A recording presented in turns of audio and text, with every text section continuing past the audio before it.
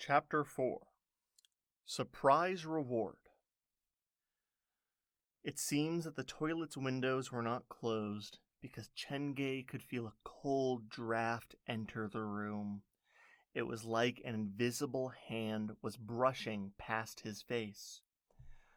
The door of the toilet cubicles creaked as they moved by the wind.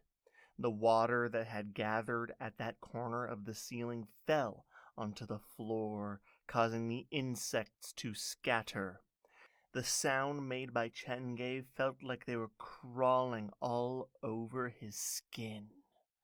All sorts of noises were amplified by the general silence, which would have heightened the sense of anxiety in most people, but not Chenge, who had been trained to have a strong heart since he was young and had a slightly slower than normal sense of perception. He cleared his mind of thought to focus on counting down the time.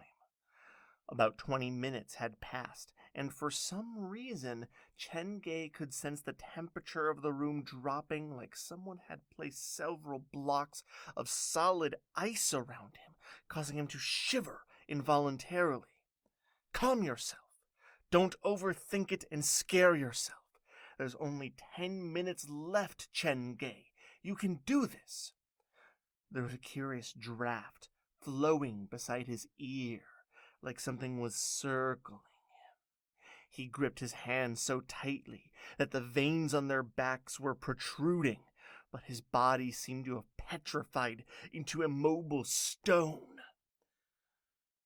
Chenge. Chenge.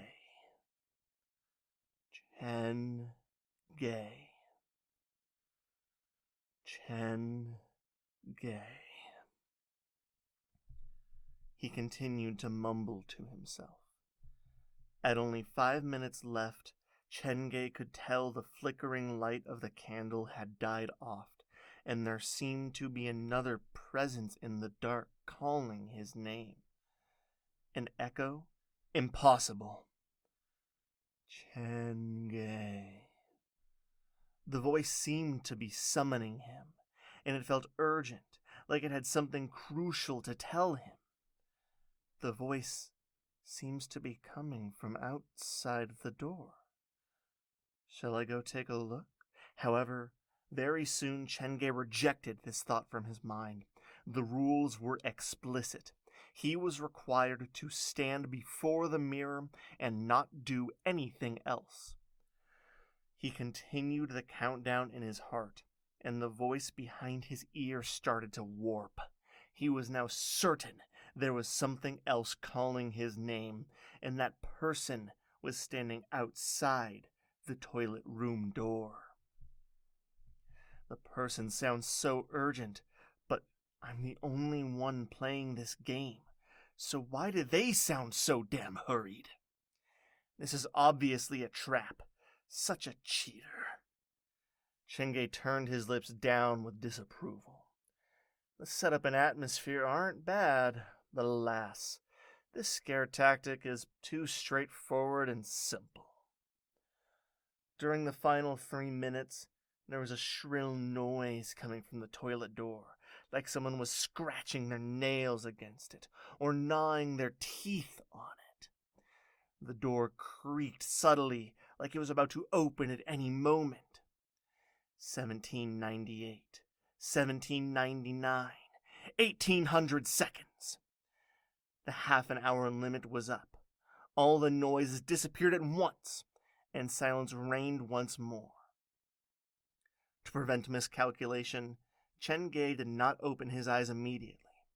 He counted for an extra 300 before he took a step back, placed both his hands over his chest, and fluttered his eyes open. The candle in the toilet had been extinguished, and the place was dark. For some reason, Chenge felt like something had shifted. He turned on the flashlight, and when light appeared once more in the cramped area, he was stunned. The mirror before him was filled with cracks, and several images of himself stared back at him. It looked extremely hallucinogenic, but the thing that gave him a bigger scare was the appearance of a broken doll in front of the mirror. The eyes that were made of The eyes that were made from buttons were shining, and the patchwork body was filled with cotton. The doll was not by any means new, but it held a special meaning for Chenge. It was his very first creation, and something left at the scene of his parents' disappearance. The doll was leaning against the mirror, like it was trying to stop the thing in the mirror from coming out. Wait, but the toilet door was already locked. How did you come in? Through the window? No, wait. The bigger issue is how you moved on your own. Chenge felt like his world was falling apart. He needed some time to process the situation. The man and doll were locked in this stair for about 3 minutes before Chenge felt more like himself again. He moved his cold fingers and slowly moved toward the doll. For some reason, it felt like the button eyes of the doll seemed to follow him. Chenge's lips twitched involuntarily as he looked at this doll of his. He gave the doll a wide berth to pick the phone next to it. Thankfully, I was clever enough to prepare for this. The phone had finished recording. Chenge made a second copy before starting to look through the video. The video quality was not great. The single candle fire danced in the darkness, and while Chenge in front of the mirror looked rather cautious, the Chenge in the mirror seemed weirdly at ease. The first 10 minutes were fine, but things started to turn weird at the 11-minute mark. The sound of the wind wasn't captured by the phone, but one could see the cubicle door moving in the video. Then the video was interrupted by white noise. It was a video that was at most a bit curious, but for some reason it was weirdly scary. Perhaps this was humanity's inherent fear of darkness and the unknown. As the video continued to play, Chenge's face turned increasingly pale. He remembered clearly that he had not moved when his eyes were closed, but on the video, he saw his body slowly leaning forward, like he was trying to lean into the mirror. At the 25-minute mark, his upper body was already at a 75-degree angle, and the tip of his nose almost touching the surface of the mirror. Several seconds later, without any warning, spidery cracks started to form on the mirror.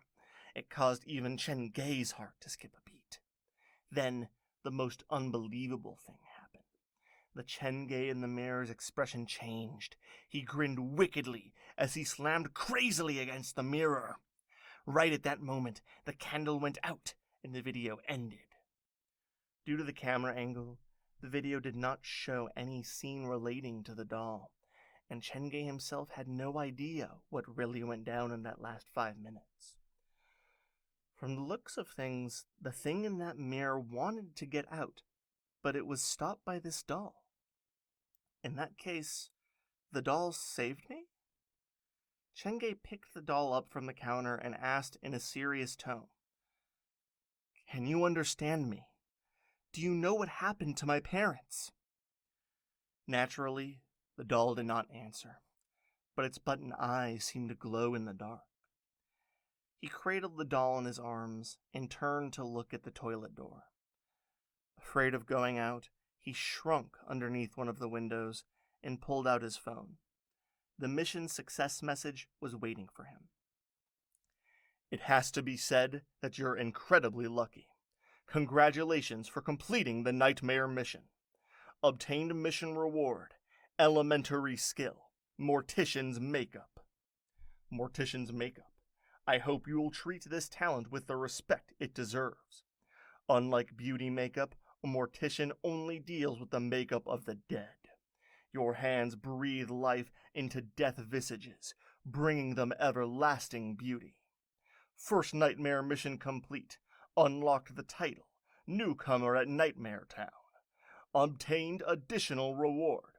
Unlocked the trial mission for the 1-star scenario, Murder by Midnight. Completion of this trial mission will add this scenario to your haunted house."